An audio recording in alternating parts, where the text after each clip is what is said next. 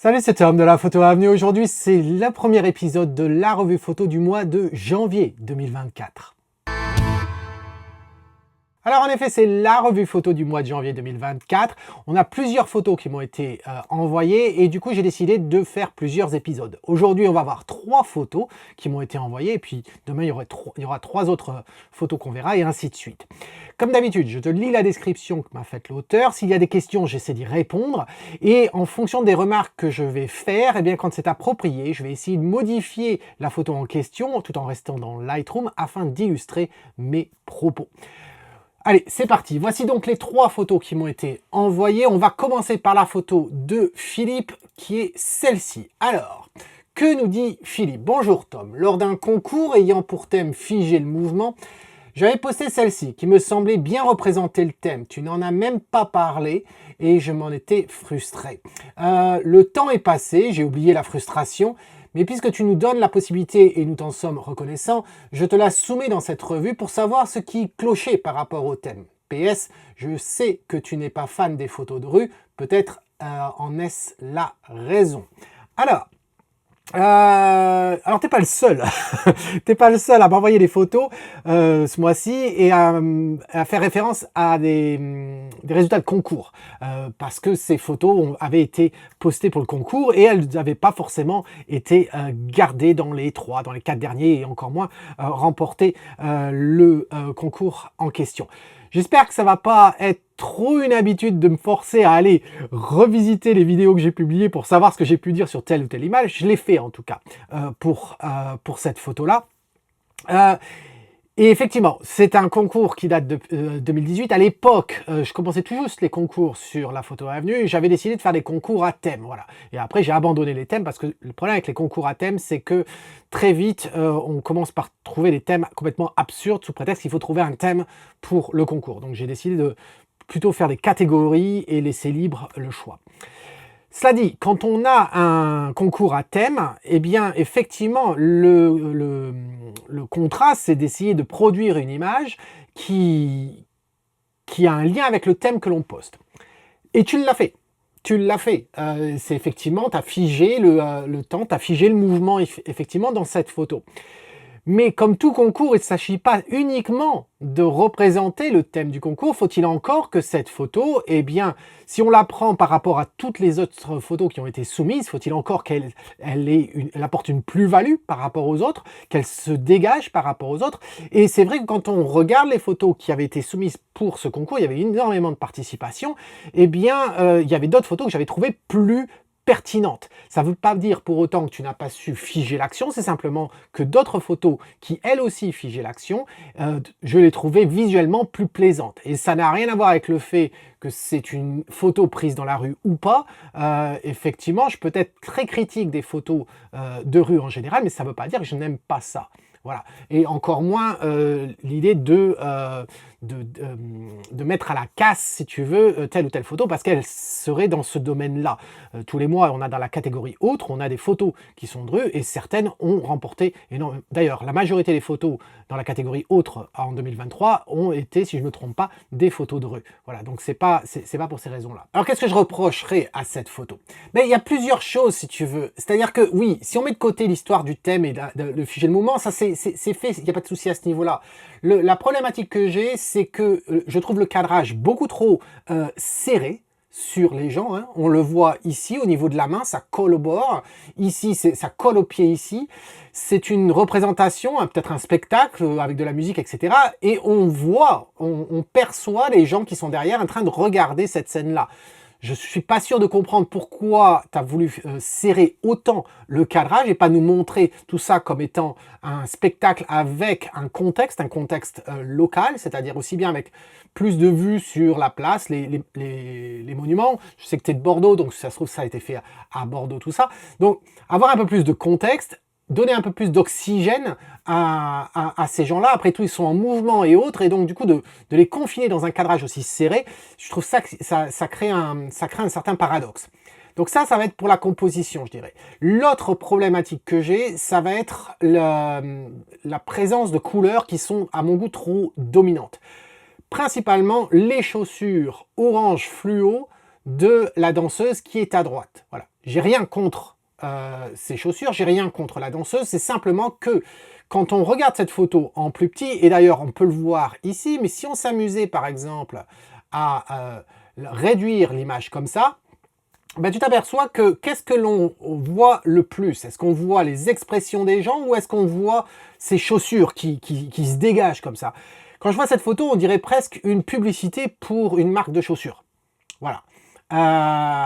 Et si c'était le cas, je dirais que c'est pas forcément une bonne photo de pub. Pourquoi? Bah parce que c'est une personne qui est sur le côté, qui occupe pas tant la scène, et c'est simplement les chaussures qui attirent le regard. Donc, pour moi, ça me gênait beaucoup au niveau de cette couleur-là. Même au-delà de ça, quand on regarde cette personne-là, donc cette même danseuse, tu remarqueras que c'est elle qui est plus en avant par rapport au jet d'eau. Alors je reconnais, c'est facile de faire la critique et de dire ah oui, j'aurais préféré peut-être que tu photographies ça de face, j'aurais préféré qu'on voie un peu plus d'espace à droite et à gauche, mais je ne sais pas ce qu'il y avait à droite et à gauche. Je ne sais pas à quel point ça aurait été possible d'être pile en face d'eux. Après de dire qu'il n'y a pas beaucoup d'eau effectivement devant elle par rapport aux autres, tous les autres ont beaucoup d'eau giclée, elle n'en a pas tant que ça devant, donc ce qui fait qu'elle ressort en plus de ses chaussures, son t-shirt aussi avec des couleurs vibrantes. Donc je trouve qu'elle vole la scène, elle vole la scène, je trouve. Et du coup, voilà, ça fait tout ça. Donc c'est très facile pour moi de dire ça, et puis tu peux très bien me répondre, oui, mais bon, moi j'y suis pour rien. Oui, mais c'est pareil pour le paysage, c'est pareil pour toute autre catégorie. On photographie sa photo, on est souvent victime d'un contexte, victime d'un scénario, d'une scène devant nous. Après, c'est à nous de, à partir du moment où on décide de la prendre, cette photo, et de la soumettre, ça veut dire qu'on on y croit fortement. Ça veut pas forcément dire que c'est l'idéal au niveau de la photo, et à ce moment-là, c'est là que d'autres photos, comme celles qui ont été postées lors du même concours, eh bien, le cadrage était mieux, je trouvais qu'il y avait une touche humoristique, d'ailleurs sur la photo qui a remporté le concours, et puis j'affiche les photos que j'avais sélectionnées, présélectionnées, et puis celle qui a remporté le concours, c'était celle du rodéo, j'ai trouvé qu'il y avait de l'humour, le cadrage était bon, le thème avait été respecté, et au niveau des couleurs, etc., ça clashait pas. Donc voilà pourquoi cette photo-là n'avait pas été présélectionnée et encore moins remporté la catégorie. Voilà, j'espère qu'en tout cas ces différents points t'éclaircissent. Je reconnais que depuis l'eau a coulé, c'est le cas de le dire, sous les ponts, et je sais très bien qu'il n'y a plus cette frustration, mais comme tu voulais le savoir, ben, j'espère en tout cas que tu as trouvé certaines réponses. Voilà. Ensuite, on continue avec une autre photo qui avait été soumise au concours, c'est cette photo de Benjamin. Alors qu'est-ce qu'il nous dit Benjamin? Hello Tom, une photo de Madère au petit matin dans le brouillard. J'ai vraiment voulu garder une ambiance sombre qui correspond bien à ce lieu sans vouloir également traiter les ISO. J'aime ce grain. Qu'est-ce que tu pourrais proposer pour donner un peu, pour peut-être donner un peu de vivacité à cette photo? Hâte de tes remarques. Alors, ben Benjamin, pareil, j'ai été voir ce que j'avais dit lors du concours. La photo, tu ne me l'avais pas proposée dans ce cadrage-là, tu me l'avais proposée sous un cadrage carré. À l'époque, j'avais dit que le cadrage carré, je le trouvais très intéressant, même si j'aurais raboté un petit peu de ciel, que j'ai trouvé l'ambiance de cette photo intéressante. Ce qui me gênait le plus, c'était la présence de cet humain avec cette lampe. Voilà, je ne voyais pas ce que ça apportait de plus, d'autant plus que la lampe ne servait pas pour éclairer l'arbre, donc je voyais pas de... je ne comprenais pas, si tu veux, vraiment la narrative, mais j'avais dit que d'un point de vue paysage, cette photo était intéressante, que peut-être il faudrait faire soit éclaircir, soit faire du nettoyage. J'avais même parlé des 3 flaques. Alors là, tu me la repostes, mais tu me la poses sous un cadrage différent.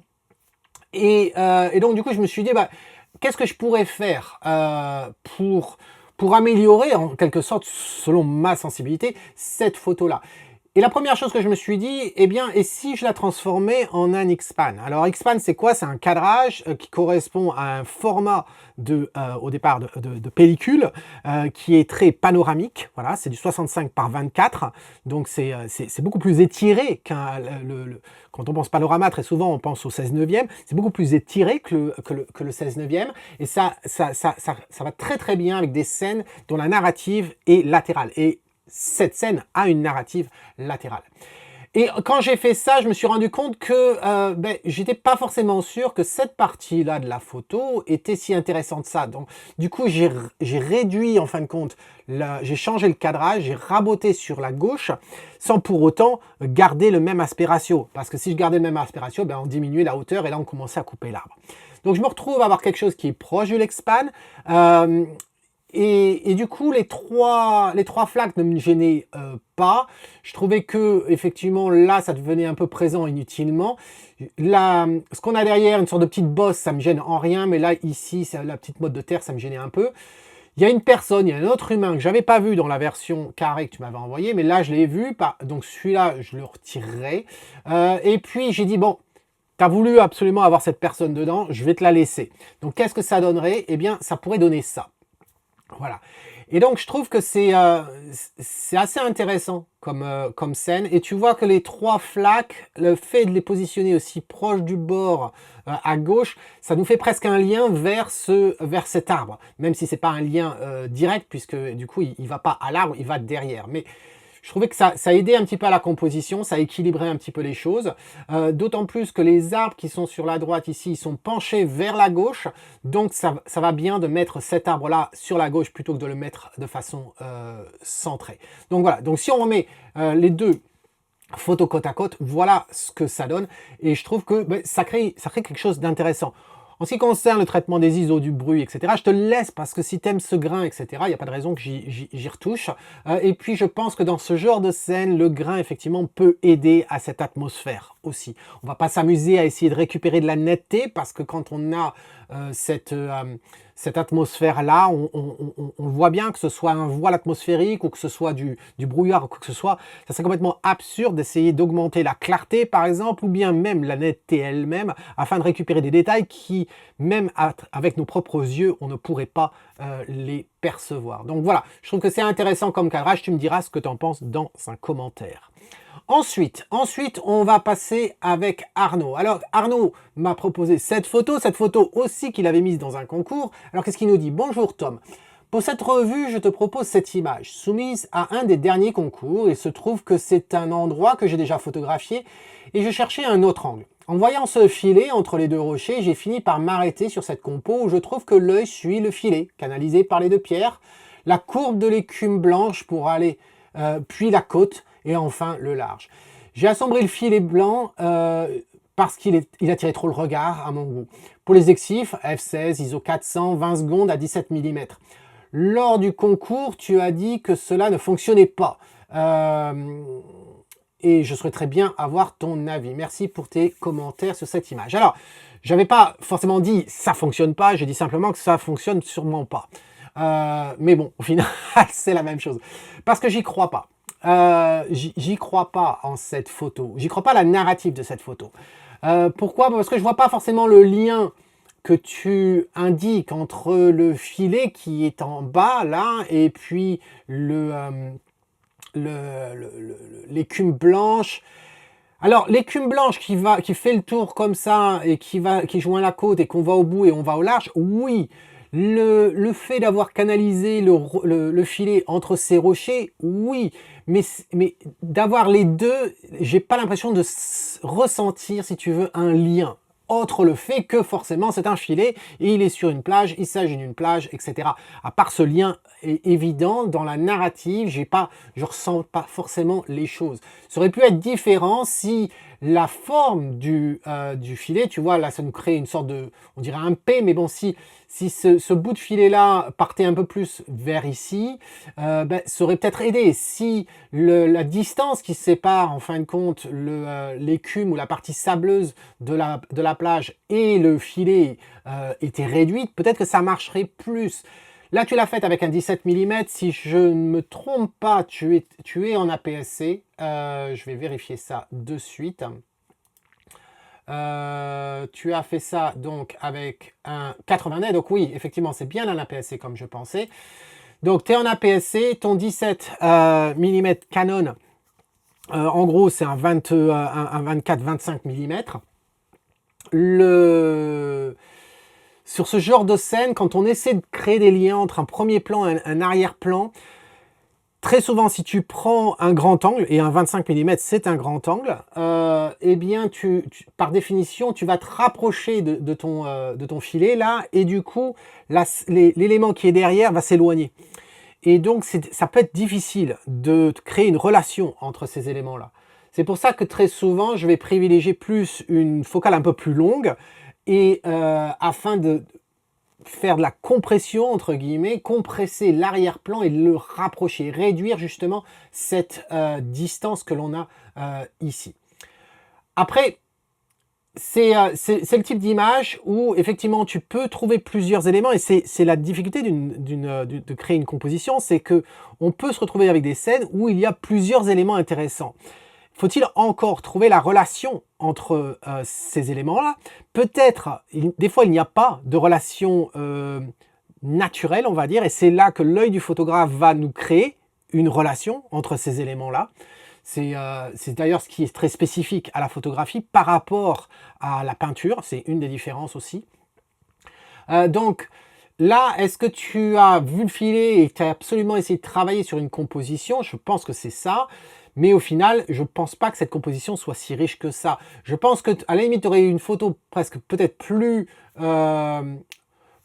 standard, on va dire, mais qui aurait une narrative plus simple et qui aurait marché.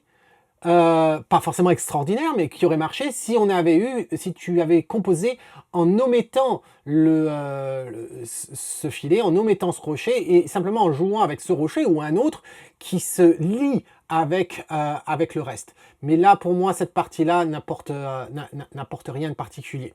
Voilà, donc c'est pour ça que j'avais dit que je n'y croyais pas à cette composition. Donc j'espère que ça t'aide. Il n'y a rien que je puisse faire ici au niveau du recadrage pour illustrer mon propos, parce que je ne peux pas décaler vers des informations qui n'existent pas, mais j'espère que ça a été clair. Donc exprime-toi dans un commentaire si tu veux pour justement m'expliquer ce que tu penses de mes remarques, toi et puis les autres. Et puis en ce qui concerne toi qui regarde cette vidéo, qui n'est peut-être pas Philippe, qui n'est pas Benjamin et qui n'est pas Arnaud, peut-être que tu as des idées justement sur ces trois photos, eh bien, je t'invite à t'exprimer également dans un commentaire. La Photo Avenue, c'est une communauté, donc tu peux t'exprimer et dire ce que tu en penses, dans le respect, bien entendu.